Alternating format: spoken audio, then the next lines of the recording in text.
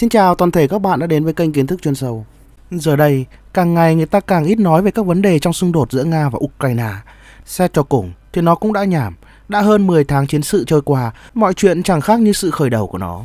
Thứ mà đã thay đổi vào lúc này, đó là người ta đã không còn tôn thờ Ukraine như những ngày đầu của cuộc chiến. Cuộc chiến thực sự của những người Nga không phải là với Ukraine, mà đó là một cuộc chiến với cả một phương Tây tập thể. Bởi xét cho cùng, nhìn đi nhìn lại thì Ukraine có còn gì nữa đâu. Nếu chúng ta đã nhận định bây giờ là một cuộc chiến giữa Nga và một phương Tây tập thể, thì chắc chắn rồi, đây bắt buộc sẽ là một cuộc chiến dài hơi. Hay nói chính xác hơn là đây sẽ không phải là một cuộc chiến của bom rơi đạn lạc, bởi vì nếu như vậy, nó sẽ kích hoạt một thế chiến thứ ba. Lúc đó sẽ không còn nói chuyện với nhau bằng mồm hay tay chân chỉ trỏ, mà sẽ nói chuyện với nhau bằng thứ đáng sợ mang cái tên vũ khí hạt nhân. Vì vậy có thể nói rằng một cuộc chiến giữa Nga với cả phương Tây sẽ là một cuộc chiến tranh giành nhau quyền kiểm soát cũng như giành giật tầm ảnh hưởng để mong nhận được sự ủng hộ của các quốc gia. Xem kìa, chẳng phải mới đây sự hợp tác giữa Trung Quốc và các quốc gia thuộc vùng Trung Đông đã khiến cho những người Mỹ cay đắng như thế nào khi mà vị thế đồng petrodollar của họ bỗng chốc tan vỡ chỉ bằng một hiệp định đã được ký bởi ông Tập. Trong khi đó, thì tại khu vực Đông Á, tầm ảnh hưởng của Mỹ với các đồng minh cũng đang dần lu mờ khi mà Chủ tịch Kim vui thì ông ấy cũng lôi tên lửa ra bắn, mà buồn thì ông ấy lại càng bắn nhiều hơn vui. Theo ghi nhận của truyền thông phương Tây thì có vẻ như ngày hôm nay Chủ tịch Kim đang vui nên ông ấy đã cho bắn 2 tên lửa đạn đạo có khả năng vươn tới tận Nhật Bản. Vụ phóng tên lửa này được diễn ra 2 ngày sau khi Triều Tiên tuyên bố là đã thực hiện một cuộc thử nghiệm quan trọng cần thiết để có thể chế tạo được một tên lửa đạn đạo liên lục địa mạnh hơn, cơ động hơn. Theo Chủ tịch Kim bật mí thì tên lửa này được thiết kế để có thể tấn công thẳng vào lục địa của Mỹ. Vụ phóng thử 2 tên lửa này đã khiến cho còi báo động ở phía Nhật Bản rung lên bần bật. Các chuyên gia của Nhật Bản phân tích rằng tên lửa này được thiết kế để có thể mang đầu đạn hạt nhân. Trong khi đó thì quân đội của Hàn Quốc cho biết đó là 2 tên lửa này đều được phóng ở góc độ dốc, cho thấy rằng vũ khí này có thể bay xa hơn nếu nó được bắn theo một quỹ đạo chuẩn.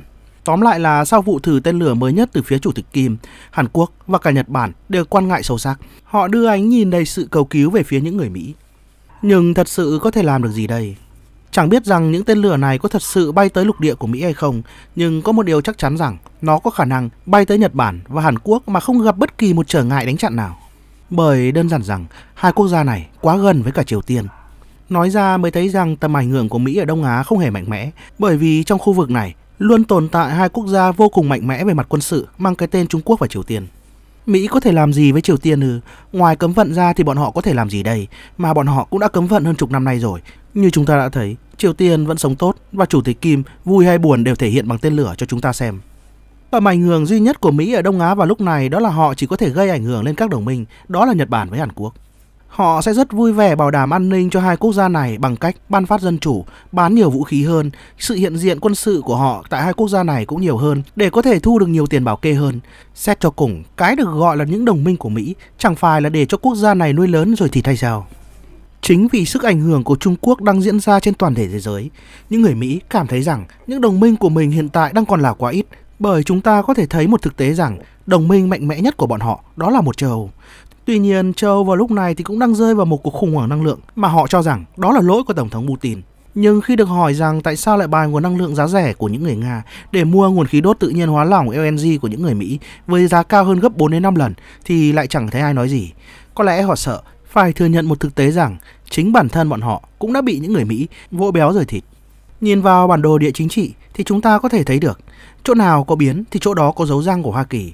Giờ đây bản đồ của thế giới được chia thành 3 khu vực, ngự trị của 3 thế lực khác nhau, tạm hiểu là Washington, Moscow và Bắc Kinh. Không phải là tôi thiên vị 3 quốc gia này mà bỏ qua các quốc gia khác, mà thực tế là cuộc đối đầu giữa Nga chung với cả Mỹ đã được thế giới công nhận và những người trong cuộc cũng không phủ nhận điều này. Sau những bất ổn ở châu Á, thì giờ đây 3 quốc gia này đang có xu hướng đẩy sự bất ổn của mình tới châu Phi với sự khởi đầu của những người Mỹ. Gửi lời chúc mừng cho ngọt kép tới những công dân của châu lục này, dân chủ đã tới châu Phi rồi các bạn ơi. Ở đây vào lúc này thì một hội nghị thượng đỉnh giữa Mỹ và châu Phi đang được diễn ra. Đáng chú ý nhất là có sự hiện diện của Tổng thống Mỹ Joe Biden, hay chúng ta cũng có thể gọi được với cái tên thân thương đó là đồng chí Biden. Còn tại sao gọi là đồng chí thì các bạn cứ xem video này sẽ rõ. Trong rất nhiều năm qua thì phương Tây đã bỏ qua việc Nga và Trung Quốc đang tăng cường chính sách đối với cả châu lục này thông qua việc đầu tư, hỗ trợ an ninh cũng như là tài chính. Châu Phi là một khu vực rất giàu có tài nguyên thiên nhiên. Nó sẽ là một châu lục khiến cho Trung Quốc, nền kinh tế thứ 2 thế giới, giữ được sự ổn định. Kể từ khi thành lập Diễn đàn Hợp tác Trung Quốc và Châu Phi vào năm 2000, Quan hệ giữa hai bên đã bắt đầu mở rộng, với đỉnh cao là một loạt các hội nghị thượng đỉnh. Gần đây nhất là vào năm 2020 khi mà Bắc Kinh đang đầu tư hàng chục tỷ đô la vào nền kinh tế của rất nhiều các quốc gia thuộc châu Phi. 2 năm qua cũng chứng kiến sự tăng cường ảnh hưởng của Nga thông qua các diễn đàn BRICS. Nga đã liên tục hỗ trợ cả về mặt quân sự cho những quốc gia ở châu Phi để giúp cho bọn họ giành được độc lập.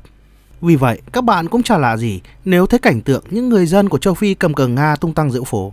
Đây chính là cách mà những công dân của châu lục này bày tỏ sự cảm ơn chân thành trước sự giúp đỡ của những người Nga. Trung Quốc và Nga đang song kiếm hợp bích để kết nối với cả châu lục này. Những người Trung Quốc thì đang xây dựng hình ảnh trên lục địa thông qua các khoản đầu tư lớn, trong khi Nga thì xây dựng các hoạt động an ninh của mình. Chúng ta có thể thấy rõ ràng nhất ảnh hưởng của hai quốc gia này lên châu Phi thể hiện qua việc hầu hết các quốc gia trong châu lục này từ chối lên án chiến dịch đặc biệt của Nga ở Ukraine tại Liên Hợp Quốc. Chính điều này đã làm cho những người Mỹ bất bình. Họ cảm thấy xấu hổ bởi vì họ là một quốc gia hàng đầu trên thế giới. Rõ ràng, càng ngày càng có nhiều quốc gia phớt lờ đi tiếng nói của bọn họ trên trường quốc tế. Giờ đây, hội nghị thượng đỉnh giữa Mỹ và châu Phi đã chứng minh một thực tế rõ ràng là những người Mỹ muốn thiết lập lại nền dân chủ cho nơi đây, đồng thời cũng là loại bỏ sự ảnh hưởng của Nga và Trung Quốc. Nên nhớ rằng, hội nghị thượng đỉnh gần đây nhất giữa Mỹ và châu Phi diễn ra vào năm 2014 dưới thời của Tổng thống Barack Obama. Nghĩa là tính tới thời điểm hiện tại, đã có gần 10 năm, những người Mỹ đã bỏ qua châu lục này. Và hôm nay, đồng chí Joe Biden như đang tìm cách để chứng minh sự quan tâm của mình trong việc hợp tác với cả lục địa châu Phi. Những người Mỹ đã đưa ra rất nhiều các đề xuất hấp dẫn, bao gồm cả việc Liên minh châu Phi sẽ gia nhập G20 và giành được một ghế trong Thường trực Hội đồng Bảo an Liên Hợp Quốc. Chà, miếng bánh ngọt mà những người Mỹ đưa cho châu Phi có vẻ là rất lớn. Nhưng liệu nó có nằm trên một cái bẫy hay không thì đi mà hỏi Washington. Nơi đây có thể đưa ra mọi vấn đề và bán kèm các giải pháp. Chẳng phải nền dân chủ trên thế giới cũng được mua bán tại nơi đây. Nhìn từ góc độ này, chúng ta cũng có thể thấy được châu Phi hiện tại đang là trung tâm của cuộc đối đầu chiến lược giữa Hoa Kỳ, Trung Quốc với cả Nga. Nó khá giống như trong thời chiến tranh lạnh, một vòng xung đột mới sẽ diễn ra dưới hình thức một cuộc chạy đua tranh giành thêm sự ủng hộ của nhiều quốc gia về phe mình. Rõ ràng là dù muốn thừa nhận hay không thì một thế giới đơn cực của Mỹ đã chính thức không còn tồn tại nữa. Thế giới bây giờ là một thế giới của sự phân chia bè phái và tranh giành ảnh hưởng giữa các quốc gia.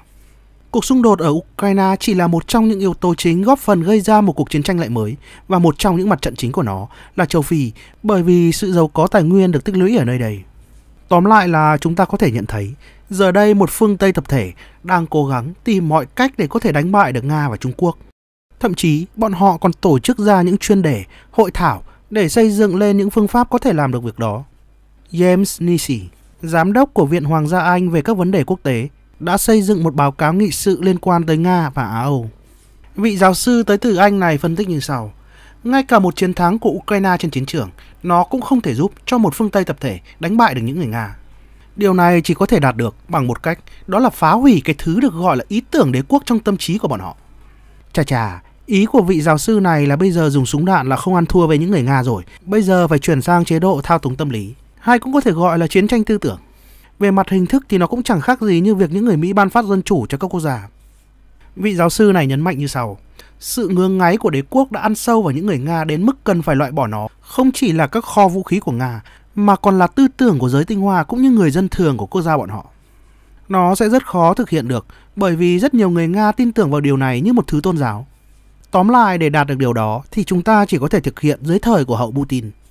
Một nước Nga bị suy yếu có thể vẫn sẽ khiến nhiều người sợ hãi, nhưng một nước Nga hùng mạnh trong tình trạng hiện tại thì chắc chắn nó sẽ là một điều tồi tệ hơn rất nhiều với cả phương Tây. Tóm lại là vị giáo sư này nói chỉ cần có thể hạ bệ được Tổng thống Putin thì sẽ kết thúc chủ nghĩa lấy Nga làm trung tâm trong quốc gia này. Từ đó cũng dẫn tới làm giảm sự ảnh hưởng của Nga trên toàn cầu. Giáo sư nói rất hay, nói bằng chưa nói. Cái vấn đề cốt lõi nhất là làm sao để có thể hạ bệ được Putin thì lại chẳng thấy vị giáo sư này nói gì. Thêm một điều nữa là làm thế nào có thể đảm bảo rằng những người thay thế cho Tổng thống Putin sẽ thân thiện hơn với cả phương Tây, nếu như những người đó không phải là do một phương Tây tập thể dựng nên. Nói thẳng, tư tưởng của Tổng thống Putin đã ăn sâu vào gốc rễ của nước Nga vào thời điểm hiện nay rồi. Bỏ đi tư tưởng của Putin thì cũng có nghĩa là hoàn toàn loại bỏ nước Nga, đúng như vị giáo sư này nói. Điều này cũng hoàn toàn áp dụng được với cả Việt Nam. Nếu bỏ đi tư tưởng yêu nước của những công dân Việt Nam thì cũng có nghĩa là một nước Việt Nam độc lập, tự cường cũng sẽ không còn tồn tại nữa. Bạn biết rằng một phương Tây tập thể sợ cộng sản nhất là gì không? Đó chính là ý chí và tư tưởng. Một ví dụ rõ ràng nhất đó là trong thời Bình, khi làm ăn về kinh tế, ba miền Bắc, Trung, Nam của chúng ta luôn cãi nhau chí chóe và phân biệt vùng miền. Tuy nhiên, nếu như có một sự kiện gì lớn xảy ra với đất nước, ví dụ đơn cử như bóng đá chẳng hạn, bạn sẽ thấy trên khắp dải đất hình chữ S của Việt Nam sẽ không còn tìm thấy sự chia rẽ nữa. Đây là một ví dụ mà tôi muốn nói, đó là tất cả chúng ta đều có chung một hệ tư tưởng, và hệ tư tưởng này đó chính là lòng yêu nước, sự tự hào dân tộc. Nó không phải lúc nào cũng được kích hoạt, nhưng chắc chắn nó sẽ kích hoạt vào lúc cần thiết, khi mà quốc gia của chúng ta cần tới chúng ta. Vị giáo sư này nói rất đúng, thay thế cả một hệ tư tưởng của một quốc gia đồng nghĩa cũng là việc đánh sập quốc gia đó một cách toàn diện nhất. Nhưng ông ấy có chắc rằng việc thay thế tư tưởng của Putin có thể khiến nước Nga cùng chung hệ tư tưởng với cả phương Tây không? Tôi không nghĩ điều đó có thể thực hiện được. Đơn cử như Việt Nam, những người Mỹ đã từng ban phát dân chủ, bao gồm cả cứng lẫn mềm, không những là cả về tiền tài, cũng như mưa bom bão đạn. Nhưng xem kìa, trải qua hàng chục năm nay, tư tưởng của Việt Nam, tư tưởng của Hồ Chí Minh, tư tưởng của lòng yêu nước và tự tôn dân tộc, nó vẫn còn ở đó, chỉ là trong thời bình, nó ít khi thể hiện ra thôi. Tôi có thể hiểu được suy nghĩ phần nào của một phương Tây tập thể. Nhiều lúc bọn họ vô cùng khó hiểu với tư tưởng của những người theo xã hội chủ nghĩa chúng ta. Bọn họ sợ cái tư tưởng này bởi vì sức hiệu triệu của nó. Bởi đơn giản rằng, một khi đã hiệu triệu, thì tất cả cùng hòa chung một nhịp đập, không cần biết bạn sang hay hèn, thành phố hay nông thôn, tất cả sẽ cùng chung một mục đích, một mục tiêu, một kẻ thù. Bạn nghĩ tại sao Việt Nam lại có thể chiến thắng những cường quốc xâm lược vào đất nước của chúng ta? Chính là thứ sức mạnh này. Một thứ sức mạnh mà bất chấp tất cả các loại vũ khí hiện đại nhất của một phương Tây tập thể. Muốn chiến thắng Việt Nam chỉ có hai cách. Thứ nhất, đó là khiến cho 100 triệu công dân của quốc gia này đăng xuất khỏi trái đất. Thứ hai là phá hủy hoàn toàn niềm tin vào đất nước của chúng ta. Nhưng nếu như vậy, cũng đồng nghĩa Việt Nam sẽ không còn là Việt Nam nữa. Cũng giống như việc họ đang muốn phá hủy tư tưởng của nước Nga. Tôi không rõ rằng nước Nga có giống chúng ta hay không. Nhưng nếu đã từng là một mảnh ghép của Liên Xô cũ, tôi nghĩ rằng tư tưởng của bọn họ cũng không thể bị phá hủy bởi phương Tây. Còn tất cả các bạn có cảm nghĩ như thế nào về vấn đề này? Hãy bình luận ở phần bên dưới nhá. Còn bây giờ thì bye bye.